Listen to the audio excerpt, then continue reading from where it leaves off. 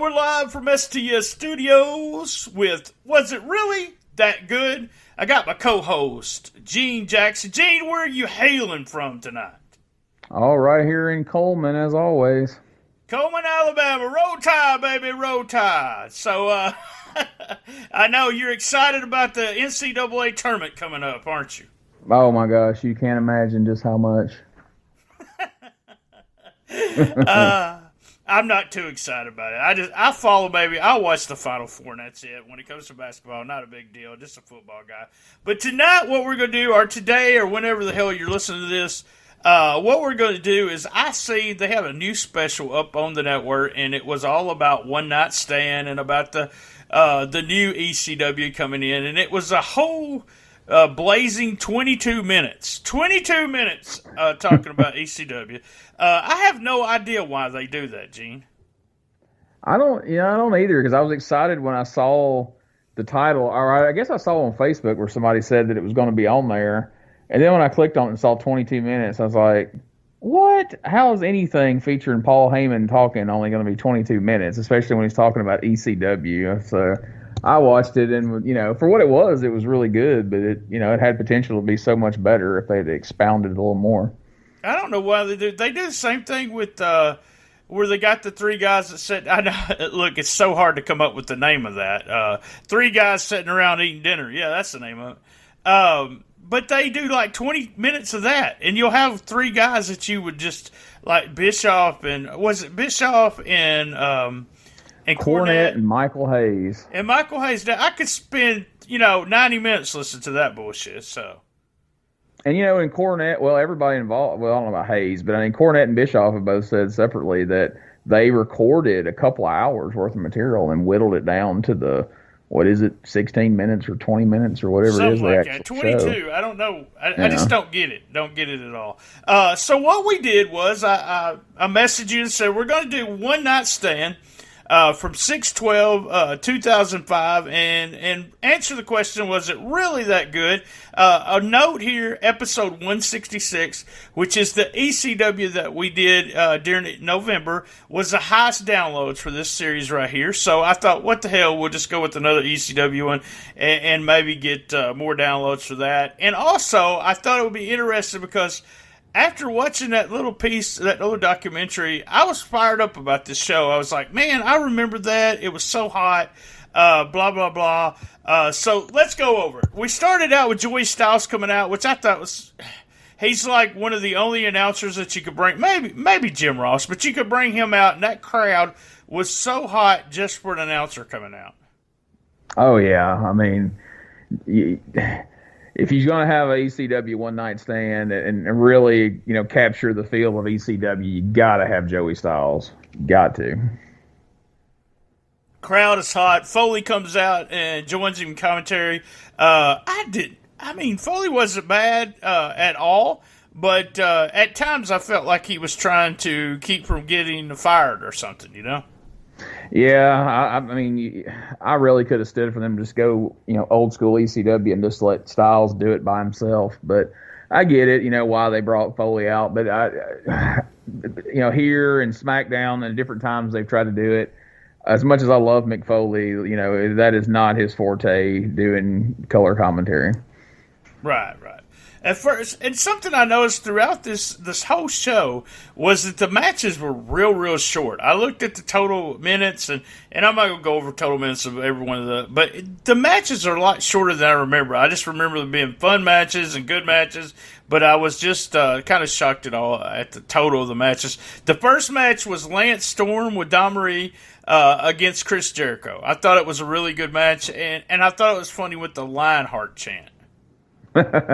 Yeah, it was a great way to start the show off, and a really good match between the former tag team partners, from the Smoky Mountain era, the Thrill Seekers, and I thought it was a fun match to start the show off with for sure. They did. They did something with Chris Jericho where it came out not as Y2 Jericho, which I thought was sweet. They make a note that he's doing the Lionheart chant. I thought it was a good start. We got Just Incredible, Jason interference at the end. ended up with Lance Storm going over, which probably surprised everyone at the time. Oh, absolutely. No doubt about that. But I thought it was, appropriate. Yeah, solid match, solid match. Then they show a bunch of these, and I kind of fast forward through some of them. But this first one made me just say "damn" because they were just going over showing clips of all the guys that were dead. Yeah, that was kind of an odd choice. I mean, I get it, memorialize them and whatnot, but yeah, it's kind of jarring, especially this early in the show, to realize, good Lord, there's, and we've lost plenty since then. But even at that point, there had been a lot of ECW wrestlers that had passed on. That's right. So the first match, let's think. Everybody's still alive from the first match. Way, yay! Everybody's still alive. We then had a fun match. It's also a short match. It was a super crazy little Guido. He had out Big Guido, JT Smith, and Tracy Smothers, and Tajiri. It was a three-way, right? Right. And everybody kind of had their entourage, short of super crazy. And then Sinister Minister was out there along with Mikey Whipwreck, which I have no idea what he was wearing. God, that looked horrible. Yes. Super Crazy did a balcony dive, and the crowd went nuts. It was just all over the place, but it was fun. I mean, everyone seemed to like it. Sinister Minister may have done the worst nut shot I have ever seen. Yeah, top three for sure. One thing ECW was always very good at, and this was a shining example, like they were able to put people out in front of the crowd that were over for whatever reason they may be, and get something out of them, get a pop out of them, but not like if you would have had to endure a match with Mikey Whipwreck and Tracy Smothers and all those guys, it would have been the shits. But they got in, they hit their high spot, the crowd popped, and then you moved on in this match. And to me, that's the one thing Paul Heyman's always done better than anybody, was just focus on, whatever somebody was good at, get a pop for it, and move on down the road. And we're not having to see all those guys officially in the match. And that freaking balcony dive, every time I see it, just blows me away.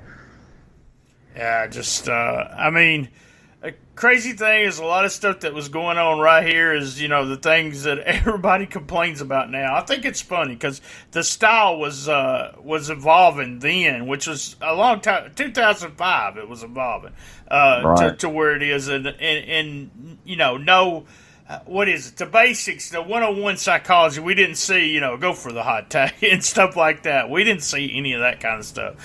We had Guido got eliminated first, I believe, and then we had, was it Super Crazy? I didn't even put the result of this. Did Super Crazy then? Yeah, Super Crazy did end up going over. He hit a moonsault on Tajiri and won the match.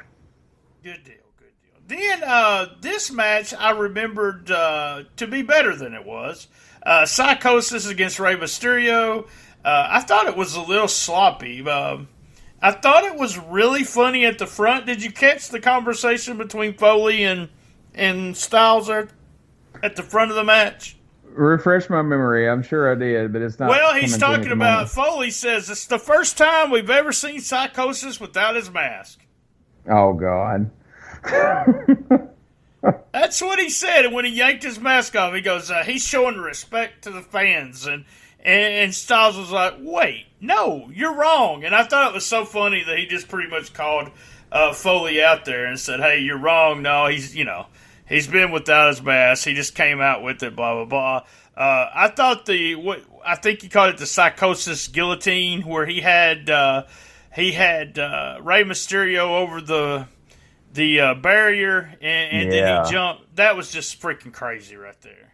Yes, it makes me cringe whenever I see that as well. But that's one of the things I've always enjoyed about Joey Styles, because he's the guy that would do that would call out even Mick Foley, where JR or somebody would have just kind of rolled with it and let it go by. Styles was like, no, that's not true.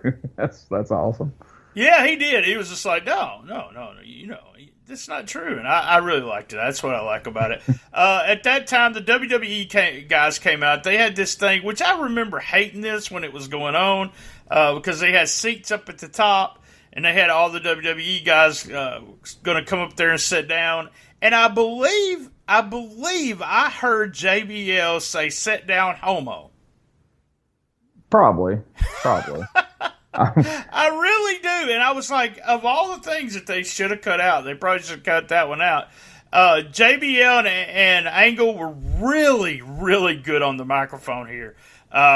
It was a little too long. I was going to actually put most of it in here, but it was too long. So, guys, you go and watch this on the network. You'll hear JBL.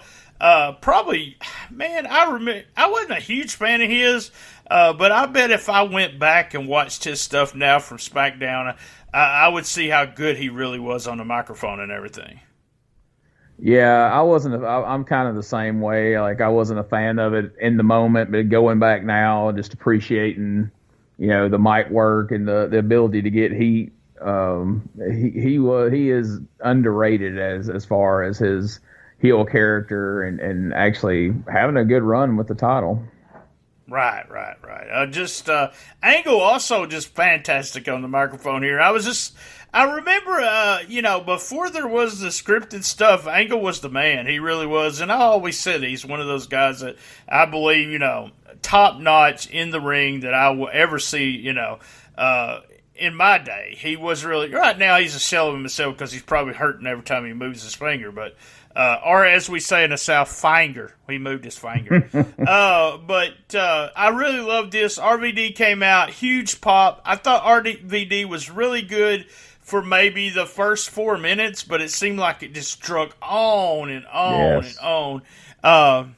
But, we get the old lights go out, and Sabu comes out. We get Rhino against Sabu, just a fucking crazy match. Yeah, I actually said that to myself as I was watching it about halfway through RVD's promo. I was like, get the hook, man. Like, this is going on way too long. But he was over. I mean, the crowd was eating it up, so I guess roll with it. But, yeah, I mean, it was definitely a old school ECW feel with, the lights going out and Sabu going in. And I was such a big fan of Sabu back in the day of ECW and all that. And as has happened with just a couple of people with all these going to conventions, and this isn't even a matter of going to convention. This was actually doing a show with him. Sabu was such a fucking asshole that I find it hard to enjoy his matches now, just knowing what a piece of shit he is. Wow. You heard it here. He's a fucking asshole. So really, well, if you don't believe me, look at his Twitter. Oh yeah, I know. I thought about buying his book, then I said, I can't do this. Some of the stuff that this guy said, I can't give him any money. So, just good to know that, I mean, we've talked about this before. Some people were just total assholes. Yeah, it's not a Virgil or Iron Sheik type thing where he's just trying to get a character over on Twitter. He is every bit the piece of shit that he plays on Twitter in person. Like, and then just every story I've heard about him just compounds that times 100. So, wow. All right, guys, let's go to commercial break. We'll be right back. All right, back with Gene Jackson. Gene, we got the second part of the show. We had an interview real quick with Al Snow with Head. Man, that shit was over. It really was. Oh, I know. And I mean, the visual during that time period where they were, from what I was told, bringing the box truck full of styrofoam heads and handing them out to everybody in the crowd before his entrance, before they played the strobe light and that song the name escapes me. But man, he was over, and it was such a sight, with the entire arena, bobbing those styrofoam heads up and down with the lights going and all that. It was quite a scene. That was just one of those ideas where, when it comes adding to the idea of Al Snow with Head. Al was on Conan talking about that gimmick, so it was kind of interesting the way it come, and it actually just grew into what it did. We had the match with Benoit against Eddie Guerrero, two of my favorites of all time. Eddie was in such great shape here. Maybe he just took a little vacation to Mexico. Who knows? But he was real puffy, real good shape. This was just a wrestling match, and just a really good, solid wrestling match. Yeah, it stood out because like a lot of some of the matches on here, it felt like an ECW match, but these guys by this time had become so ingrained in the WWE and the way they had been portrayed. It was one of the few matches that it really felt like a WWE match on the ECW stage, just because they looked so different and it had grown so much in the ring from what they were in their ECW tenure. I don't know. It just kind of stood out to me, but it was a great match, and it definitely was a great pairing to put on this show. If you're going to have an ECW nostalgia show, who better than these two? That really made their name in ECW.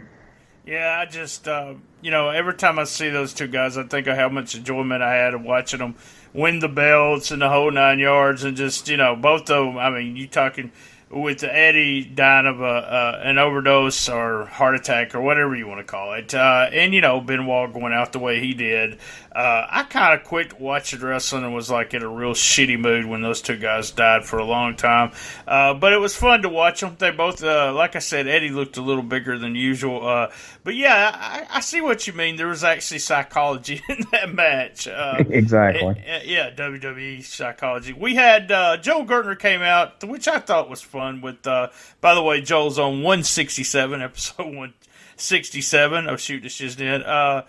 To talk to Eric Bischoff about getting a job. I want to tell you, with the Eric Bischoff thing, this role for Eric Bischoff, where he's just like the shitty asshole prick, whatever, the biggest heel ever. He is so good at that. Maybe because it's part of his personality, but he is so good at that. He is, and I always felt like they kind of ended that early. Like I felt like there was still a lot of mileage out of heel general manager Eric Bischoff.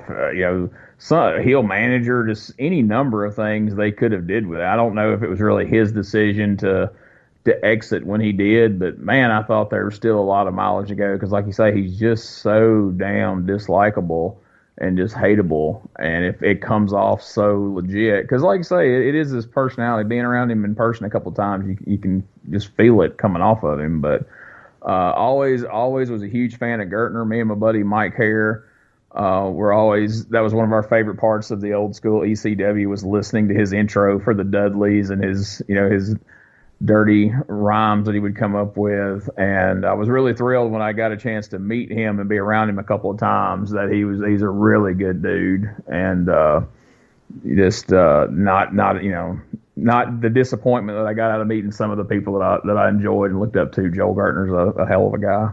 I agree. Me and Lance met him at StarCast. He was setting up his stuff, and we introduced ourselves by our names, and he was like, "Y'all are those two guys from the kayfabe sheet." So he remembered us putting letters of the Observer and shit like that, So that was pretty neat. And being on the show, he was different. Let me just say that that appearance by Joe Gertner is a little different. So next we had Mike Awesome against Tanaka, and man.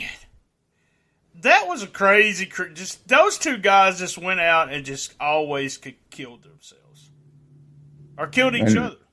And this was no different. But man, you could sense or he was doing some good acting. You could sense there was some legit heat from Joey Styles about the way Mike Awesome left and went to WCW. Like his commentary come off so salty towards Awesome.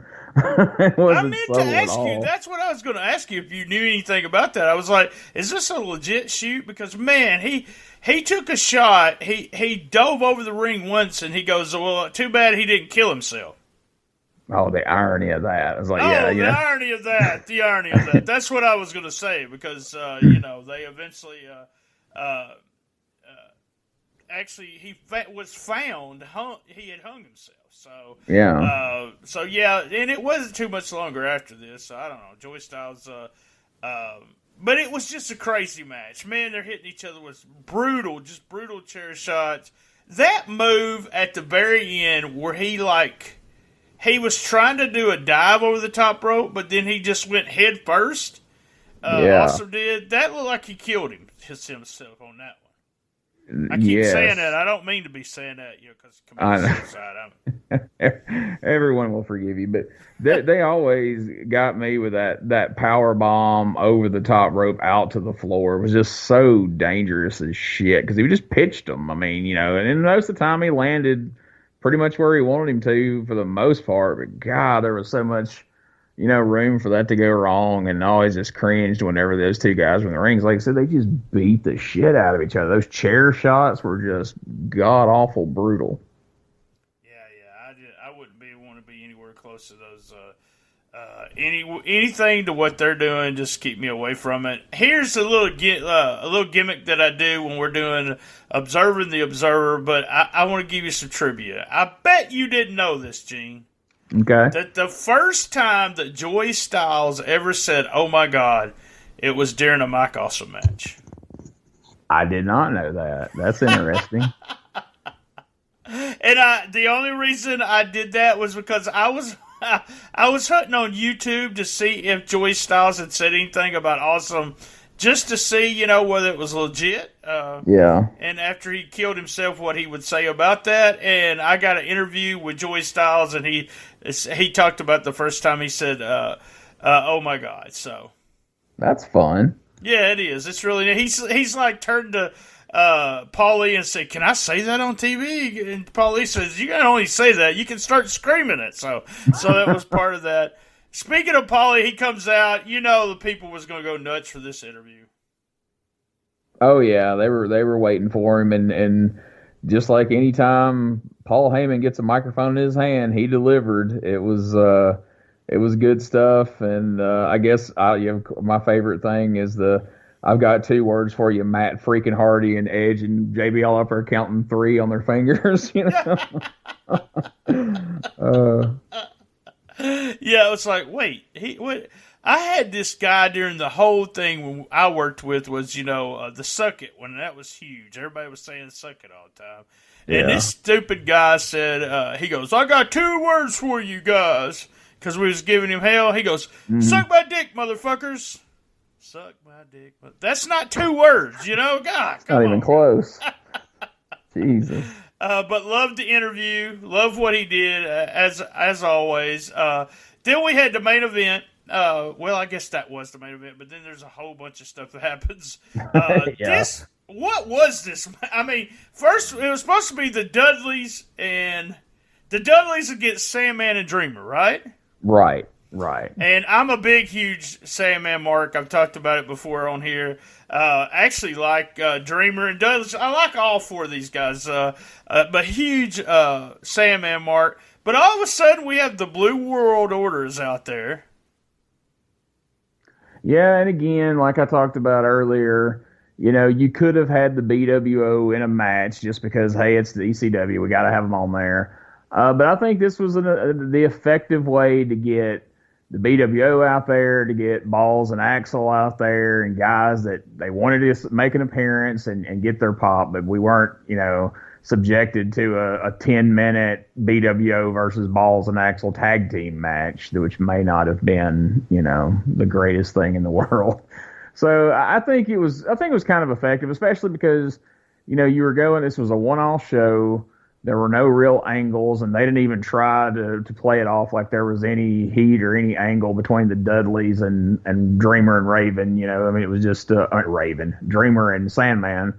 And so I guess this was all just add a little preamble to all that. But it was fun. It was, like I said, I don't know as far as from a wrestling perspective how entertaining just a straight up match between the Dudleys against Dreamer and Sandman would it be. So it added, because before it was over with, I mean, you had Kid Cash and all these different people that made appearances, before it finally broke back down into somewhat of a tag team match. But I hate that the worst part about watching anything ECW on the network is the music being edited. So you get Sandman coming out to that, elevator version of Enter Sandman. And man, I'm telling you, I know we talked about it on the show that we did, but the absolute highlight, besides meeting King Kong Bundy, of WrestleCade to me last year was Sandman making his entrance for that battle royal. He came out to Enter Sandman. He came like 2 feet from us, come over there and poured beer down somebody's throat and the whole 9 yards. And it was so cool to experience the Sandman entrance in person. And it just really sucks when you're watching these network shows and you got to watch Sandman come out to this generic rock. I agree. I was at the next to last the real ECW before they closed in Poplar Bluff, Missouri, the show. And, I mean, for him to come out to the music, the whole 9 yards, it's really awesome. It's fun to watch. It's fun to be there. I've actually seen it on a show last year on one of these iPay-per-views or something like that off of, I can't remember which one. GCW, one of the Joy Janela things when Sandman came out. Yeah. Huge pop for him then, too. It was pretty awesome. We had all kinds of shit going this match. We had, like you said, we ended up with the Impact players jumping in at the end. Beulah and Francine went at it. Cat fight. Spike Dudley came out. We had a flaming table. Then we had the Dudleys came out. The Dudleys won. And then we ended up with Stone Cold coming out, which I absolutely loved that stuff. Yeah, it was. That was fun. It's a harsh reminder that this is a WWE show. you lose that whole ECW vibe, in my opinion, when the biggest star ever in WWE comes out. But he has an ECW background, so it works. But yeah, the stuff with him, it was fun. Of course, there was all that shittiness that went on that you really don't pick up on camera, that you hear about after the fact with Meanie and JBL and that whole scenario. But a hell of a way to close the show with Sandman and Austin, having a beer, chugging up there at the top of the ramp. So I thought that was really cool. I thought it was also cool because everyone beat up Eric Bischoff. So yes, Bischoff took all those finishes, which is surprising. I'd forgotten about that when they started doing it. I was like, oh god, I forgot that Bischoff took almost everybody's finish in the ring after Foley dragged him down there. Yeah, a comment about it. He was talking about being in the ECW arena. He said he don't know if there was ever be anyone, be a bigger heel than him at the ECW arena. He said he just, had a great time doing what he did that night. So it came off really good, everything he was doing. Like you said, it did, remind you it was a WWE event with Stone Cold coming out. But, Stone Cold did have the history of the WWE. Now, we had Meanie on here before. The actual guy, Meanie is a fantastic guy. He was like on episode 5 or 6, really one of the first episodes that we done. Super nice guy, but for some reason that character always used to just drive me crazy. I don't know why. I just, with all the dancing and everything, but I hated it. You could see the blood all over me. Yeah. And I don't know, I've never really I've listened to a couple of shoots about that was all about. Mainly it was just JBL was drunk and being an asshole. So yeah, and split his head open, and then later Joey Styles beat up JBL in another scenario, which is just hilarious that is a real thing that happened, but it did. All right, Gene, go ahead. Tell me, was it really that good?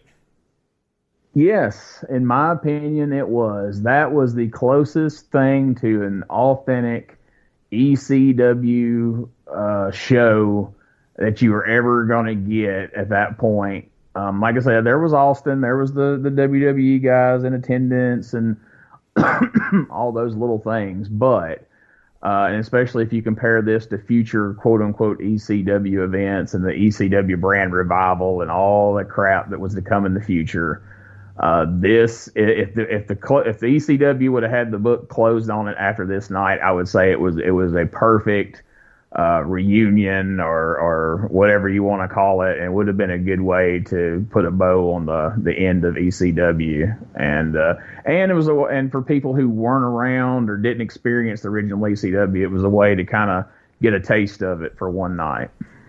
I agree 100%. It really was that good. I think it's what's funny is we should do a little bit of research on how many other ECW arena reunion shows happened after this one. So, Oh God, yes, all those hardcore homecomings and all that shit. Yeah, it was an epidemic after this. because it was very successful, and so everybody wanted to repeat it. All right, guys, remember, same bad time, same bad channel on the best of the wrestling podcast in the business. Be there. And you guys know, and Gene, you know this, I love my mama. Indeed.